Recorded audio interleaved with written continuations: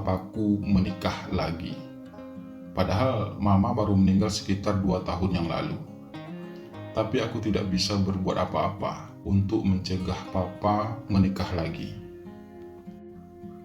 Karena aku hanya anak tunggal, aku sendirian, dan papa tidak pernah mau mendengar ucapanku. Apalagi aku dan papa tidak begitu dekat. Semenjak mama meninggal, aku dan papa memang jarang mengobrol. Aku juga jarang berada di rumah. Aku lebih banyak menghabiskan waktu di luar. Papa juga sangat sibuk bekerja. Aku seorang mahasiswa di sebuah kampus yang cukup terkenal di kotaku. Aku masih semester 3, masih 20 tahun usiaku. Saat usiaku masih 18 tahun, aku sudah kehilangan sosok seorang mama dalam hidupku. Dan hal itu cukup membuat aku merasa rapuh. Aku kehilangan orang yang paling aku sayang dalam hidupku. Papa tidak pernah bisa memberikan kasih sayang yang aku harapkan. Ia lebih sering memarahiku daripada memperhatikanku. Aku tahu, sebenarnya Papa sangat menyayangiku. Tapi ia tidak bisa menunjukkannya dengan cara yang aku inginkan. Dan hal itu cukup membuat aku merasa kecewa. Dan sekarang, Papa memutuskan untuk menikah lagi setelah 2 tahun ia hidup sendirian tanpa mama, yang membuat aku merasa semakin kecewa. Mama tiriku seorang janda yang sudah punya anak 2. Kedua anaknya juga sudah cukup dewasa. Anak pertamanya bernama Nina, masih kuliah dan sudah 21 tahun usianya. Sedangkan anak keduanya bernama Arini, masih kelas 12 SMA. Mama tiriku dan juga kedua anaknya ikut tinggal di rumah kami. Rumah yang dulunya terasa sepi, kini kembali terasa ramai. Tapi tetap saja, aku tidak merasa bahagia dengan semua itu. Nina, kakak tiriku yang 1 tahun lebih tua dariku, memang memiliki wajah yang lumayan cantik. Ia juga terlihat sedikit tomboy dan keras kepala. Suami pertama ibu tiriku sudah lama meninggal, sejak Nina dan Arini masih sangat kecil. Selama itu, mereka dibesarkan oleh mamanya sendirian. Mama tiriku adalah seorang guru, sedangkan papaku adalah seorang pengusaha. Sejak aku tinggal serumah bersama mama tiriku, Nina dan juga Arini, aku jadi sering memperhatikan tingkah laku mereka. Terutama Nina. Dia terlihat seperti anak yang suka kebebasan dan agak susah diatur. Nina juga sering pulang larut malam. Mama tiriku sudah sering menegur kelakuan Nina tersebut, bahkan di depan aku dan papa. Tapi Nina tidak pernah berubah. Ia bahkan sering melawan ucapan mamanya. Begitulah sosok anak yang dibesarkan tanpa sosok seorang ayah. Keluh mama tiriku suatu hari ketika untuk kesekian kalinya Nina membantah ucapannya. Awalnya aku tidak terlalu peduli dengan sikap perlawanan Nina tersebut. Bagiku, hal itu bukanlah urusanku, karena aku punya kehidupan sendiri yang harus aku jalani. Namun lama-kelamaan, aku justru jadi penasaran dengan sikap Nina tersebut. Pasti ada penyebabnya, kenapa Nina harus bersikap seperti itu, terutama kepada mamanya sendiri. Kenapa kamu suka sekali melawan ucapan mamamu sendiri? Tanyaku pada suatu kesempatan. Itu bukan urusanmu, balas Nina ketus. Sebenarnya aku juga tidak peduli. Tapi karena sekarang kita sudah tinggal satu atap, segala yang terjadi di rumah ini secara otomatis juga menjadi urusanku. Balasku tajam. Kamu pikir saya mau tinggal di sini? Mata Nina melotot menatapku. Kamu pikir saya sudi punya papa tiri? Lanjutnya, masih dengan tatapan tajamnya padaku. Oh, jadi karena itu, desahku dalam hati. Saya juga tidak mau papa saya menikah lagi, ucapku cepat. Tapi itu bukan alasan untuk membuat saya jadi orang jahat. Lanjutku, kali ini Nina memalingkan wajahnya. Saya bukan orang jahat, balas Nina keras. Kamu memang bukan jahat, tapi durhaka, ucapku lebih keras. Kali ini Nina terdiam, raut mukanya tiba-tiba berubah sendu. Aku juga tidak ingin seperti ini sebenarnya. Tiba-tiba Nina berucap dengan nada pelan. Tapi semenjak mama menikah lagi, ia jadi suka mengekangku. Ia juga jarang punya waktu untuk mengobrol denganku lagi. Nina menarik napas berat. Aku melakukan semua pemberontakan itu hanya untuk mendapatkan perhatian mama lagi. Lanjutnya lirih. Tapi menurutku caramu itu salah. Ucapku ikut memelankan suara. Tiba-tiba muncul rasa simpati di hatiku kepada Nina. Ia pasti belum bisa terima kalau mamanya sudah punya suami baru. Lalu menurutmu bagaimana cara yang benar? Balas Nina bertanya. Ia menatapku kembali, kali ini dengan tatapan sendu. Saya juga tidak tahu, tapi yang pasti bukan begitu caranya. Ucapku membalas. Tatapan Nina cukup membuat aku merasa salah tingkah. Kamu sendiri gimana? Tiba-tiba Nina bertanya kembali, seakan sengaja mengalihkan pembicaraan. Tanyaku heran. Iya, apa kamu setuju dengan pernikahan mereka? Tanya Nina lagi, cukup jelas. Bukankah tadi sudah saya katakan kalau saya tidak pernah ingin papa menikah lagi? Tapi sebagai anak tunggal, saya tidak bisa berbuat apa-apa untuk mencegahnya. Balasku pelan. Dan kamu pasrah begitu aja? Tanya Nina lagi. Setidaknya saya tidak akan menjadi anak pemberontak seperti kamu. Jawabku tajam. Sepertinya kamu bukan hanya tidak menyukai pernikahan papamu, tapi kamu juga tidak suka kami tinggal di sini kan? Balas Nina menghakimiku. Sejujurnya iya, aku merasa ketenanganku terganggu. Tapi sebenarnya aku juga merasa kasihan melihat papa selama ini. Ia terlihat sangat kesepian. Dan kehadiran kalian sepertinya mampu mengobati kesepian papa. Hal itu yang membuat aku harus menerima semua ini dengan ikhlas. Jelasku kemudian.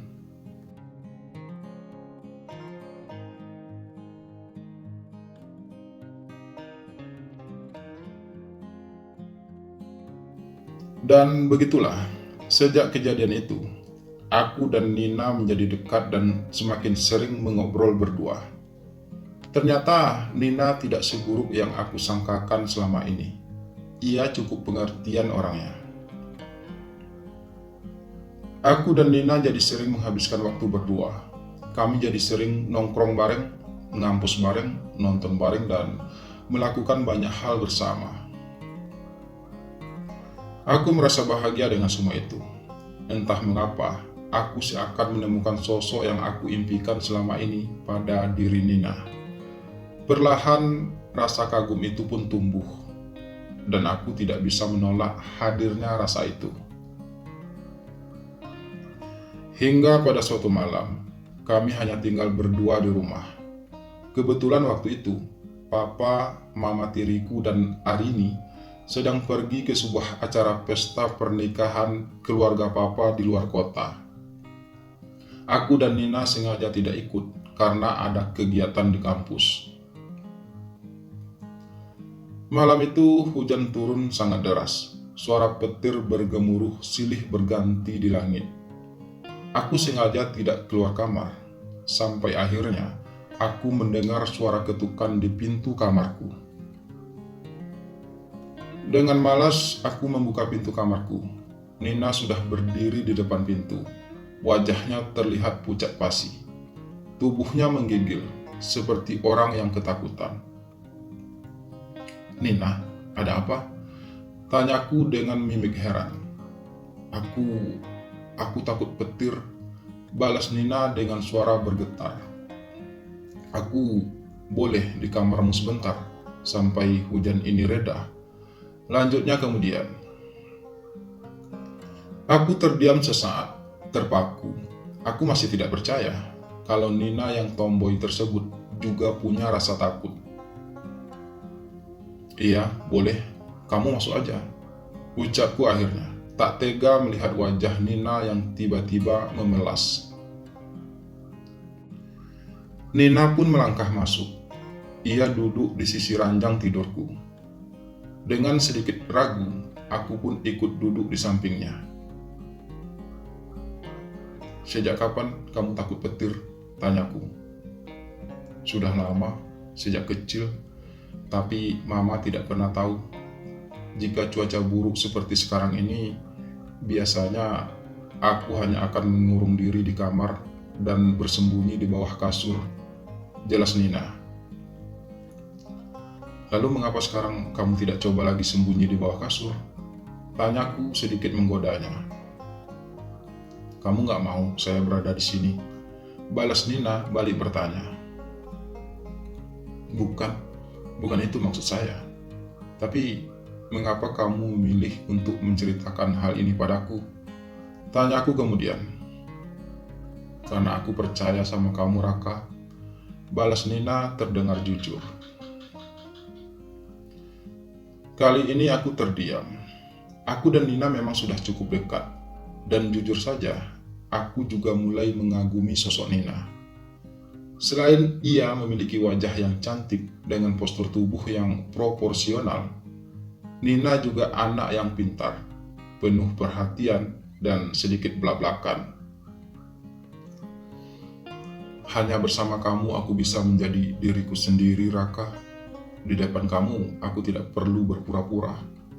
Dan jujur saja, aku juga merasa nyaman bersama kamu," Nina berucap lagi, lebih pelan. Aku juga tidak bisa memungkiri hal tersebut. Aku juga merasa nyaman bersama Nina. Aku juga tidak harus berpura-pura di depannya. Bersamanya aku bisa menjadi diriku yang seutuhnya. Tapi kita tidak seharusnya jadi sedekat ini, Nina. Aku berucap juga akhirnya. "Aku rasa ini adalah sebuah kesalahan," lanjutku. "Iya, aku tahu, Raka. Dari awal aku juga sudah tahu akan hal ini. Tapi semakin aku coba untuk menghindari kamu, aku semakin ingin berada di dekatmu," balas Nina. "Aku juga merasakan hal itu, Nina. Aku juga sangat mengagumi kamu. Aku hanya ingin selalu bersama kamu, menghabiskan waktu berdua. Tapi aku juga sadar kalau hal itu adalah sebuah kesalahan," ucapku membalas. "Aku hanya ingin kamu tahu, Raka, kalau sebenarnya aku telah jatuh cinta padamu. Kebersamaan kita selama ini telah mampu menumbuhkan rasa yang indah di hatiku. Dan aku juga ingin tahu perasaanmu padaku," Nina berucap sambil ia melirikku beberapa kali. Aku juga sayang kamu, Nina. Aku juga telah jatuh cinta sama kamu. Tapi selama ini aku berusaha memendam semua itu karena aku tahu perasaan itu seharusnya tidak ada. Balasku apa adanya. Haruskah kita membunuh rasa itu, Raka? Rasa yang tumbuh subur di hati kita? Rasa yang seharusnya membuat kita merasa bahagia? Tanya Nina lirih. Tiba-tiba suasana malam itu menjadi haru di antara kami berdua. Nina bahkan berkali-kali membersit hidungnya menahan tangis. pada saatnya nanti, perasaan ini hanya akan menyakiti hati kita sendiri, Nina. Bahkan mungkin akan jauh lebih menyakitkan daripada yang kita takutkan. Balasku kemudian. Kita hanya punya dua pilihan yang sama-sama sulit. Pertama, kita bisa melanjutkan semua ini dengan risiko suatu saat nanti papaku, mamamu, dan bahkan semua orang akan mengucilkan kita. Atau pilihan kedua, kita berhenti sampai di sini dengan menanggung semua luka karena kita tidak bisa saling memiliki. Ucapku melanjutkan. Entah mengapa aku merasa sakit mendengar ucapanku sendiri. Rasanya begitu perih menyadari itu semua. Sungguh, tidak ada pilihan yang lebih baik untuk kami saat ini. Lalu kamu memilih pilihan yang mana? Nina bertanya. Aku tak segera menjawab. Karena sejujurnya, aku memang tidak bisa memilih. Aku bimbang. Aku terlalu menyayangi Nina. Menghabiskan waktu bersamanya adalah hal terindah dalam hidupku. Seandainya ada pilihan yang lebih baik daripada itu, desahku pelan, lebih kepada diriku sendiri.